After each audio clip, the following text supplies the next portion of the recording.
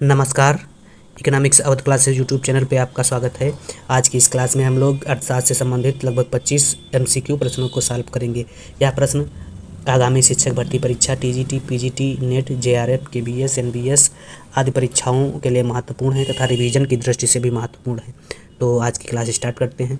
भारत में शून्य आधार बजट किस वर्ष लाया गया? तो भारत में शून्य आधार बजट जो है 1987-88 में लाया गया था। बाकी शून्य आधार बजट की अवधारणा 1970 में पीटर ए पायर द्वारा प्रस्तुत की गई थी, जो अमेरिका के अर्थशास्त्री थे। अगला है केंद्र सरकार के विकास व्यय में सम्मिलित नहीं है। तो केंद्र सरकार के विकास व्यय में केंद्र द्वारा प्रायोजित स्कीमों के अंतर्गत राज्यों को अनुदान शामिल किया जाता है। सामाजिक और सामुदायिक सेवाओं पर व्यय शामिल किया जाता है। आर्थिक सेवाओं पर व्यय शामिल किया जाता है। रक्षा व्यय नहीं शामिल किया जाता। रक्षा व्यय जो है वह गैर विकासात्मक व्यय में शामिल किया जाता है। तो केवल 4, तो डी सही है। अगला कर की दरों में परिवर्तन उपकरण है। तो कर की दरों में परिवर्तन उपकरण जो है राजकोषीय नीति का है, सी सही है। अगला है 4 नंबर प्रश्न, किस अर्थशास्त्री ने राजकोषीय नीति पर बल दिया? तो कीन्स ने राजकोषीय नीति पर बल दिया था, कीन्स, ये सही है। अगला है सामान्य सेवाओं पर व्यय। तो सामान्य सेवाओं पर जो व्यय होता है वह राजस्व व्यय होता है। राजस्व व्यय और पूंजीगत व्यय में क्या अंतर है, थोड़ा सा जान लेते हैं। व्यय किसे कहते हैं, तो फिर उसके बाद जानेंगे राजस्व व्यय और पूंजीगत व्यय, दोनों व्ययों में क्या अंतर है। तो अगर व्यय की बात की जाए तो अपनी आवश्यकताओं को पूरा करने के लिए जब खर्च किया जाता है तो उसी को व्यय कहते हैं। अब राजस्व व्यय किसे कहते हैं, तो एक वर्ष में सरकार द्वारा किए गए वह सभी व्यय जो चालू उपभोग आवश्यकताओं को पूरा करने के संबंध में रखती है, उसे राजस्व व्यय कहते हैं।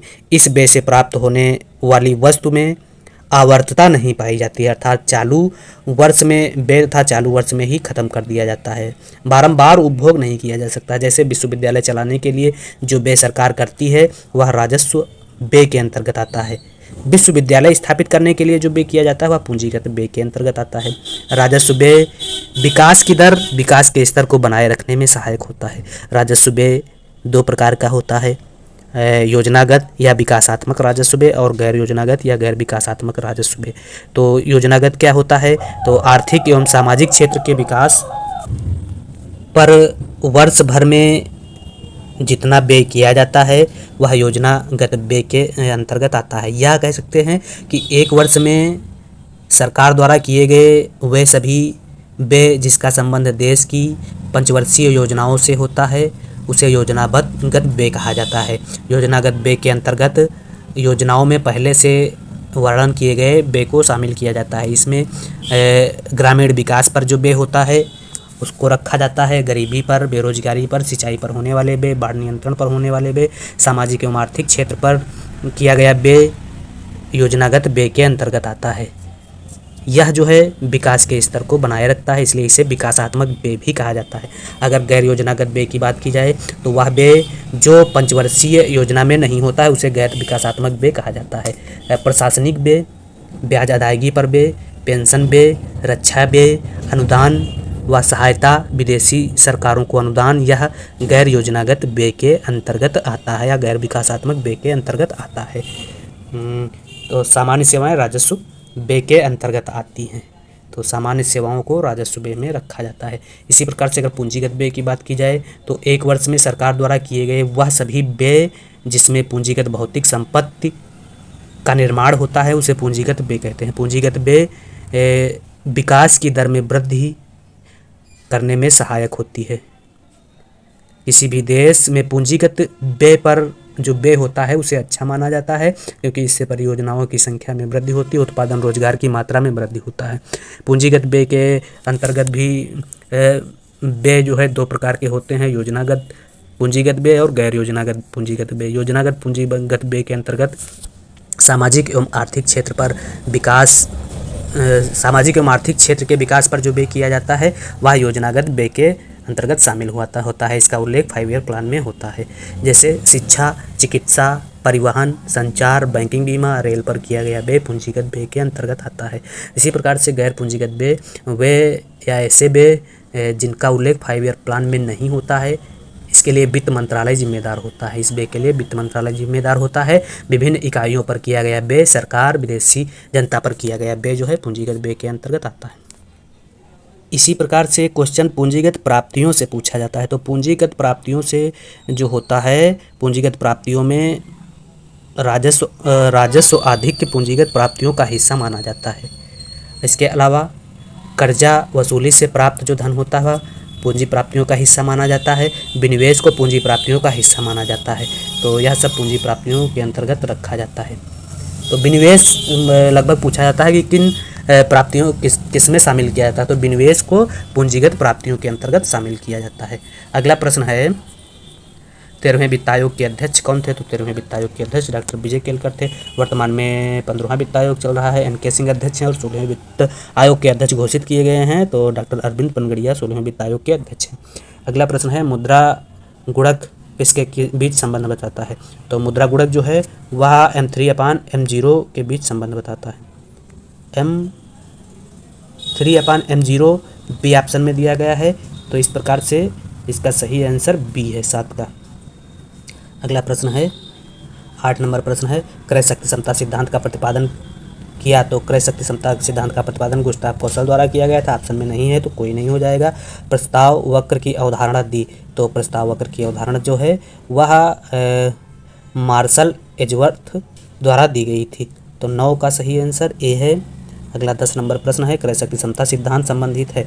तो क्रय शक्ति समता सिद्धांत जो है वह विनिमय दर से संबंधित है, निवेश क्षमता से, कीमत निर्धारण से, अंतर्राष्ट्रीय तरलता से। तो क्रय शक्ति समता सिद्धांत जो है विनिमय दर निर्धारण से संबंधित है, ये सही है। अंतर्राष्ट्रीय व्यापार के आधुनिक सिद्धांत का श्रेय दिया जाता है।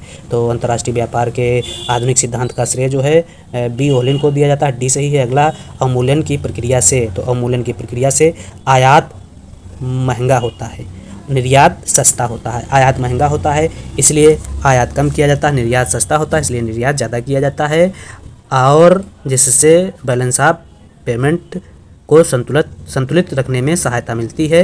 अवमूल्यन द्वारा किसी देश की अपनी जो बाह्य मुद्रा है उसके मूल्य में कमी की जाती है। आंतरिक मुद्रा स्थिर रखी जाती है। जब बाह्य मूल्य में कमी की जाती है तो आयात जो है वह महंगा हो जाता है और निर्यात सस्ता हो जाता है। इसलिए निर्यात ज़्यादा किया जाता है, ज़्यादा होने लगता है, और आयात कम होने लगता है जो घाटे को कम करता है। अगला प्रश्न है भारत में रुपये की परिवर्तनीयता खाते में चालू है। तो पूंजी खाते और चालू खाते दोनों में शामिल है, सी सही है।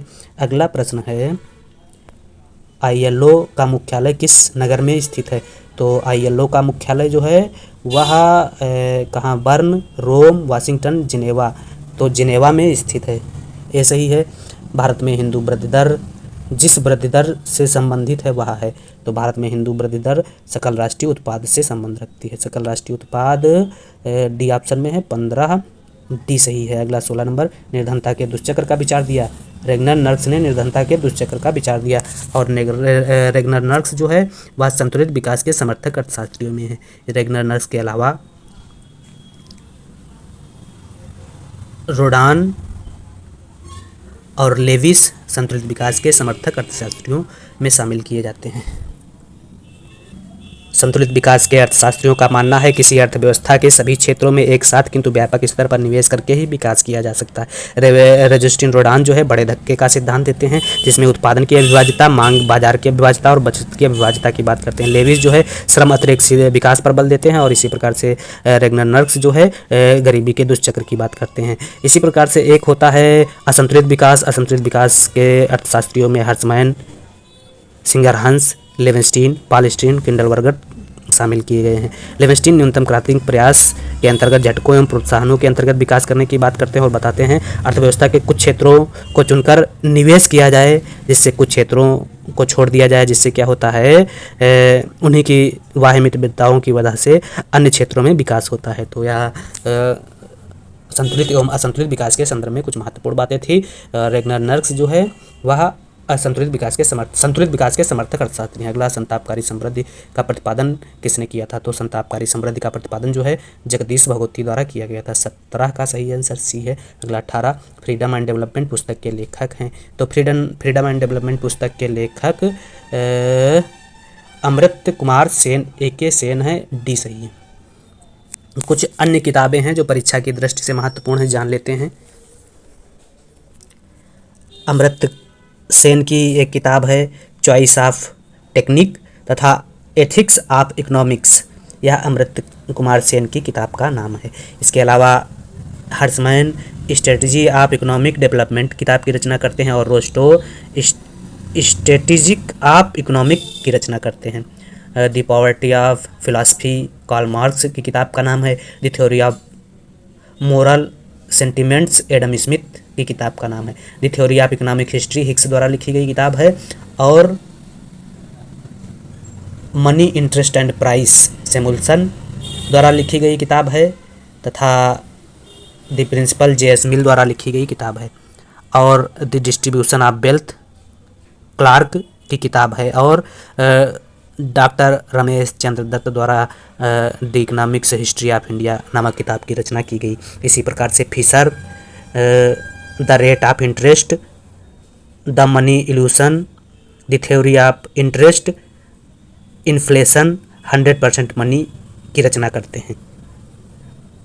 Thomas Piketty capital in the 21st century नामक किताब की रचना करते हैं। और in defence of globalisation Jagdish Bhagwati की किताब की नाम है।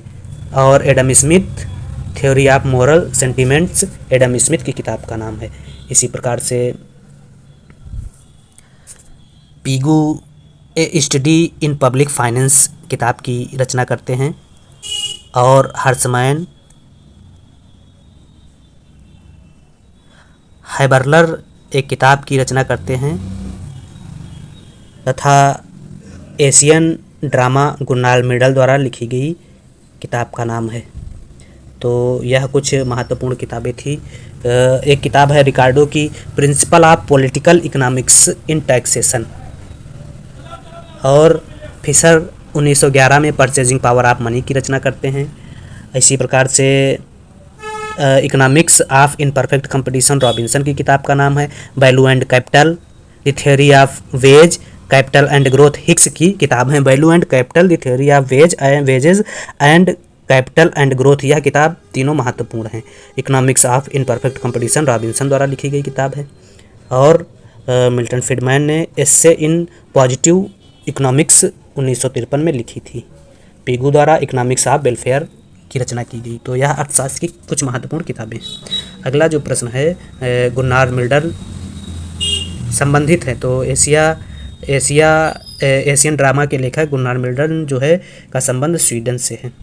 19 का सही आंसर ए है। अगला 20 भारत में अधिकतम बेरोजगारी का स्वरूप है। तो भारत में अधिकतम बेरोजगारी जो है वह संरचनात्मक बेरोजगारी है। संरचनात्मक बेरोजगारी दीर्घकालीन प्रकृति की होती है जिसमें एक उद्योग से दूसरे उद्योग में जाने में जो उपभोक्ता को समय लगता है उसी को संरचनात्मक बेरोजगारी के नाम से जाना जाता है। अगला सापेक्ष गरीबी पाई जाती है। सापेक्ष गरीबी जो है वह पूंजीवादी देशों में पाई जाती है, विकसित देशों में कह सकते हैं। तो पूंजीवादी देशों में सी सही है।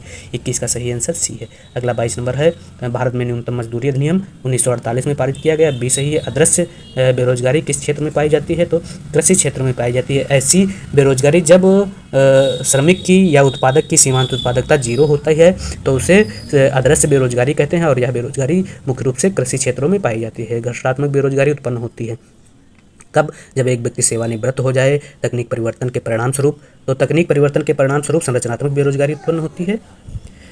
संरचनात्मक नहीं, घर्षण बेरोजगारी उत्पन्न होती है। तकनीक परिवर्तन के फलस्वरूप उत्पन्न होने वाली बेरोजगारी जो है वह घर्षणात्मक बेरोजगारी है। छिपी हुई बेरोजगारी का तात्पर्य है श्रम की सीमांत उत्पादकता 0 हो, स्थिर हो, ऋणात्मक हो, श्रम की सीमांत उत्पादकता धनात्मक हो। तो छिपी हुई बेरोजगारी के अंतर्गत श्रम की सीमांत उत्पादकता जो है वह 0 होती है। तो 25 का सही आंसर ए है। अगला 26 नंबर प्रश्न है निम्न में छिपी हुई बेरोजगारी प्रदर्शित है। तो छिपी हुई बेरोजगारी जो है पीसी द्वारा प्रदर्शित की गई है। डी सही है।